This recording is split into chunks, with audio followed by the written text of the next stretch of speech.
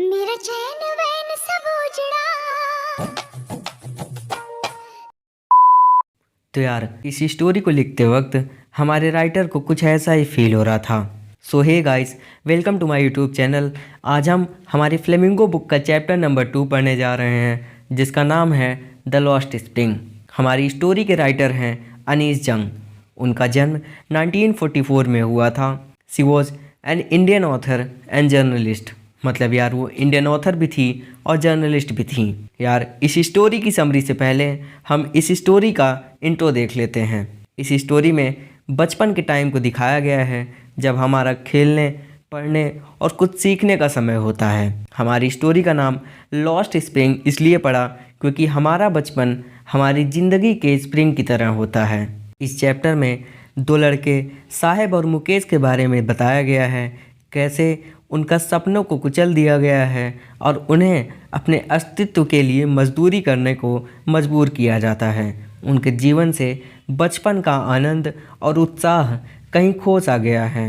इतना इंट्रो काफ़ी है, नहीं तो वीडियो का मेरा मतलब है वीडियो की लेंथ ज़्यादा हो जाएगी। हमारी स्टोरी में साहिब एक कूड़ा बीनने वाला लड़का है, जो हमारे राइटर के घर के आसपास से कूड़ा उठाया करता है। जैसे यार तुमने अपने आसपास कई लड़कों को देखा होगा, वो कूड़ा उठाते हैं, उसी तरीके से यार साहिब भी था। वो हमारे राइटर के घर के आसपास से जो है वो कूड़ा उठाया करता था। एक दिन हमारे राइटर साहिब के पास जाते हैं और उसे सलाह देते हैं स्कूल जाने के लिए। तो यार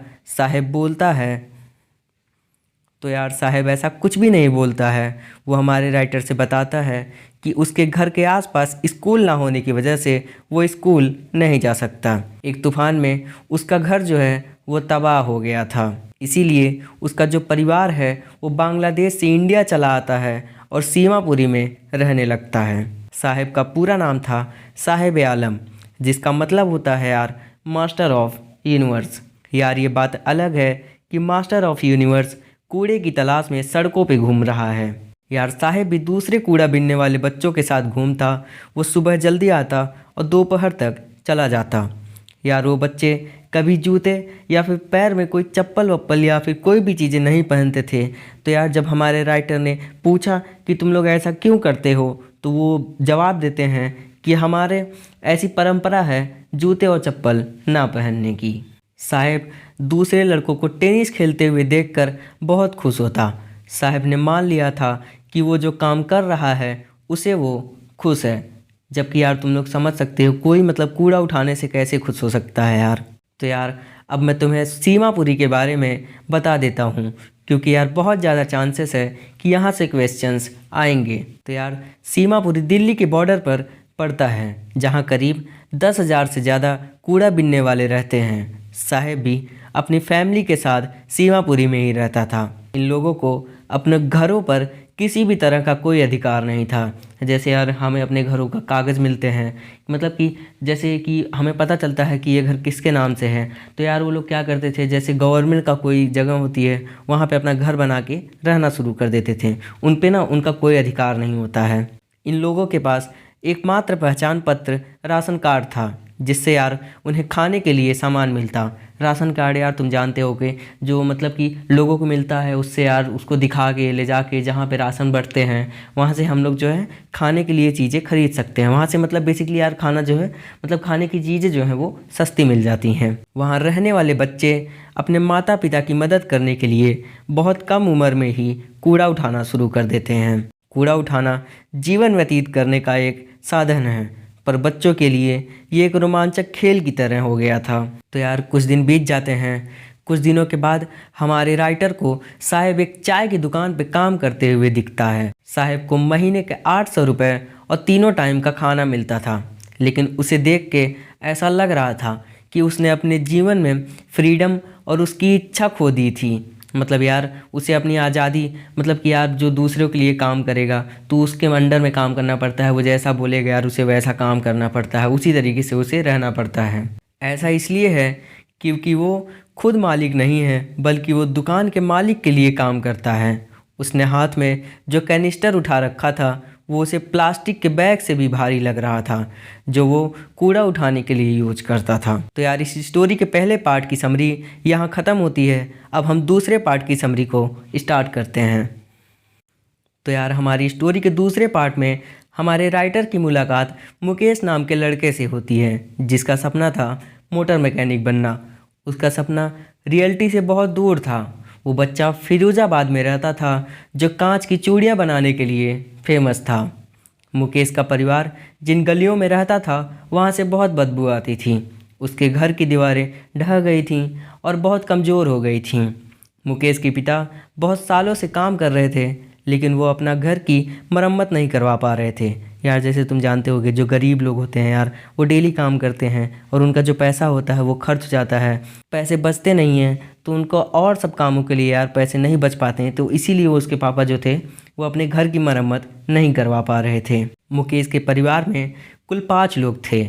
वो अपने भाभी और भैया के साथ रहता था और घर में उसके पापा भी थे।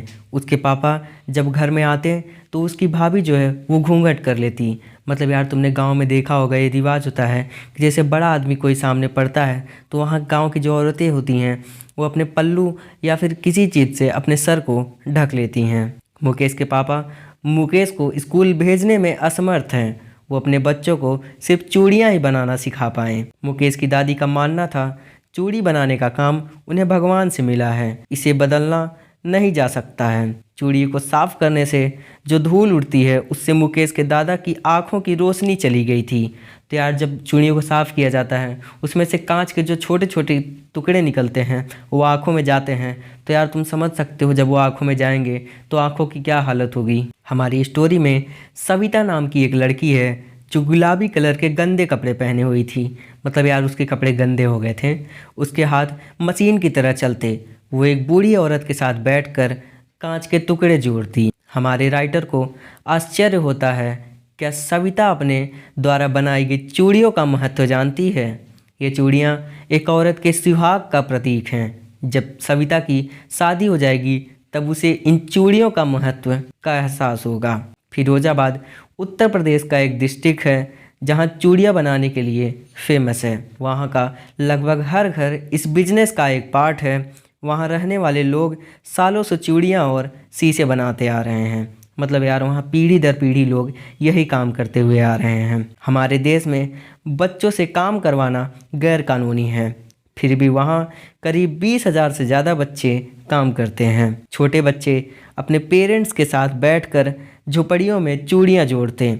इनमें से कई बच्चे जवान होने से पहले ही आंखों की रोशनियाँ खो देते हैं, क्योंकि यार तुम्हें अभी मैंने थोड़ी देर पहले ही बताया था, जब यार साफ़ सफाई ये सब करने में जो कांच के टुकड़े होते हैं वो आंखों में चले जाते हैं और जो है हम उनके आंखों की जो रोशनियाँ थी वो चली जाती थी, क्योंकि उनकी आंखों को बाहर से लाइट से ज़्यादा अंधेरे में रहने की आदत हो गई थी। तो यार इस स्टोरी में दिखाया गया है कि खेलने कूदने की उम्र में इन बच्चों को अपना जीवन व्यतीत करने के लिए क्या क्या काम करना पड़ता है। उनके जीवन से खुशी और आनंद कहीं खो सा गया है। इस स्टोरी की समरी यहाँ पे होती है ख़त्म। उम्मीद है मुझे तुम सब अच्छे से पढ़ाई करोगे। तो यार मिलते हैं तुम सबसे अगले वीडियो में, तब तक के लिए टाटा बाय बाय।